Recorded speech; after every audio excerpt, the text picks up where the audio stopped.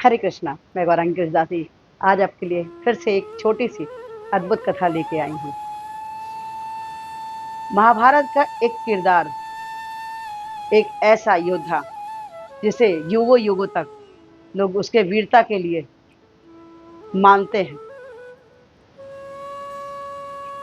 आज की कथा है अभिमन्यु, वीर अभिमन्यु।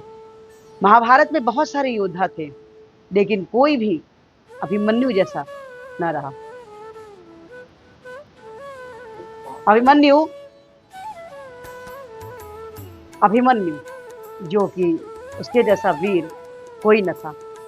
महाभारत। आज की कथा है अभिमन्यु की। जब युद्ध में दक्षिण दिशा की तरफ अर्जुन युद्ध कर रहे थे, उसी समय दुर्योधन दुराचार मिलके, सारे वहां के महारथी लोग जो थे वो मिलके उन्होंने युधिष्ठिर को युद्ध में जीतने के लिए उन्होंने व्यूह की रचना करी, चक्रव्यूह की रचना करी। चक्रव्यूह को एक और नाम से भी कहा जाता है पद्मव्यूह, इसको पद्मव्यूह भी बोलते हैं।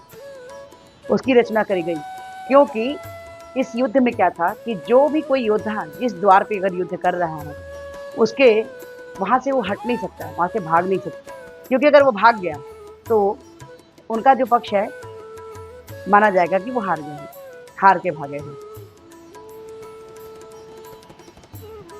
दुर्योधन ने प्लानिंग किया और व्यूह रचना की बात घेरी गई। युधिष्ठिर को बोला गया कि आप युद्ध करो। अब युधिष्ठिर ना तो बोल सकते नहीं थे, राजा थे, मगर अगर युधिष्ठिर युद्ध में जाते तो ये कन्फर्म था कि उन्हें तो युद्ध में व्यूह से, चक्रव्यूह से निकलने का रास्ता उन्हें नहीं मालूम था। उन्हें घुसने भी तो चले जाते, घुस तो जाते, लेकिन बाहर ना निकल पाते। इनकी तरफ में कोई भी ऐसा योद्धा नहीं था जो कि चक्रव्यूह को भेदता, उससे बाहर निकल पाता। और उधर दक्षिण दिशा की तरफ में अर्जुन युद्ध कर रहे थे। अर्जुन को वहीं रोक लिया गया युद्ध के लिए, वहीं युद्ध करते रहे। उस समय वीर अभिमन्यु ने कहा कि मैं युद्ध करने जाऊंगा, मुझे जाने दीजिए। तो युधिष्ठिर ने मना किया, उन्होंने जाने के लिए मना किया कि नहीं, आपको मैं नहीं भेज सकता, आप तो छोटे हैं। लेकिन वो फिर भी जाने को तैयार हुए और वो जाने के लिए तैयार हो गए अपने अपने खुद की बात पे कि मैं जाऊंगा।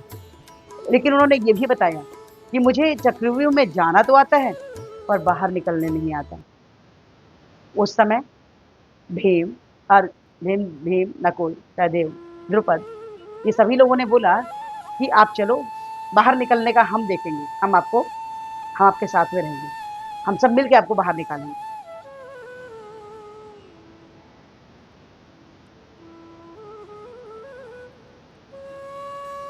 इस तरह से जाने के लिए युधिष्ठिर ने उनको आज्ञा दे दी कि युधिष्ठिर राजा थे, अगर वो फंस जाते तो युद्ध हार जाते। 13वां दिन युद्ध का। अर्जुन इधर फंसे हैं, अभिमन्यु युद्ध के जाने के लिए तैयार हुए।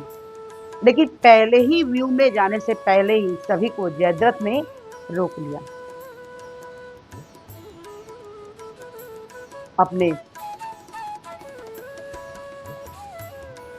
क्षमता से सभी भीम, नकुल, सहदेव, द्रुपद जो भी थे महारथी, वो सब पहले ही गेट पर रुक गए, अंदर न जा पाए। लेकिन जिस प्रकार से एक माली, कुशल माली खेत की घास को काटता है, ठीक उसी प्रकार से अभिमन्यु युद्ध में अपने धनुष, रौद्र नाम के धनुष से उन्होंने सबको मारना चालू किया।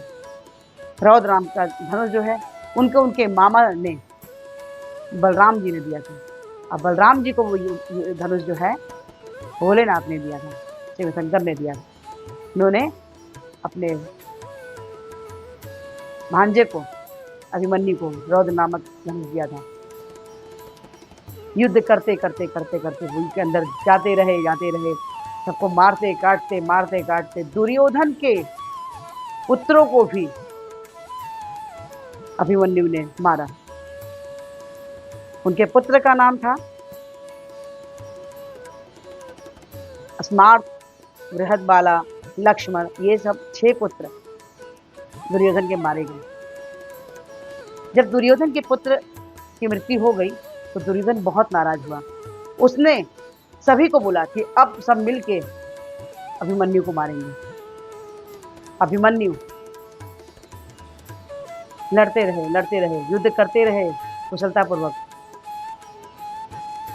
पीछे से जयद्रथ ने वार किया, भाले से मारा। इतने पर होने पे भी उसके रथ को तोड़ दिए। कर्ण, द्रोणाचार्य, कृपाचार्य, दुर्योधन, शकुनी सभी मिलकर बड़े बड़े योद्धा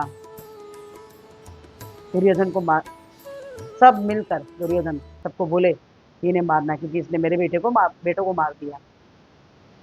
अभिमन्यु वीरतापूर्वक लड़ते रहे। जब उन्हें भाला लग भी गया तब भी उन्होंने रथ के पहिया को उठाकर सबको मारने का प्रयास किया। रथ का पहिया महाभारत में किसने उठाया था? रथ का पहिया 2 लोगों ने उठाया था। पहले अभिमन्यु, उसके बाद हमारे प्रभु श्री कृष्ण। सब मिलकर दुर्योधन को की सेना की तरफ के कौरवों ने मिलकर अभिमन्यु को मारा। वीर गति को प्राप्त हुए अभिमन्यु।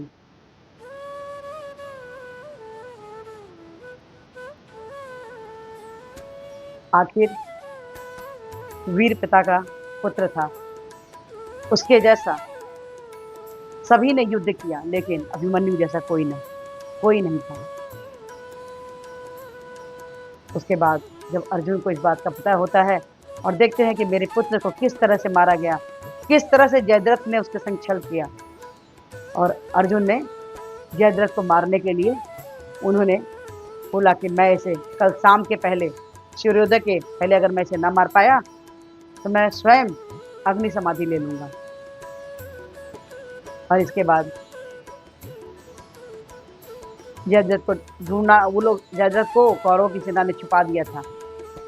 कृष्णा देखे कि अब थोड़े ही देर में सूर्यास्त होने वाला है। कृष्णा ने सूर्य को ढक दिया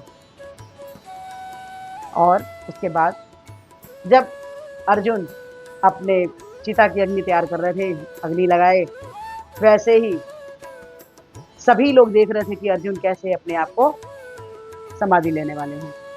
उसके बाद फिर उन्होंने तुरंत हमारे कृष्ण जो है अपने चक्र जो था उनका सुदर्शन चक्र, उसको हटाया और सूर्य फिर चमकने लग गया। उन्होंने कहा ये रहा जयद्रथ, क्योंकि जयद्रथ भी देखने आ गया था कि अर्जुन किस प्रकार अग्नि समाधि लेने वाले हैं। उन्होंने अपने पुत्र के वध का बदला लिया। कृष्ण हमारे बोलते ही हैं कि अन्याय करना गलत है तो अन्याय सहना भी गलत है। हमेशा इस बात का आप ध्यान रखिए।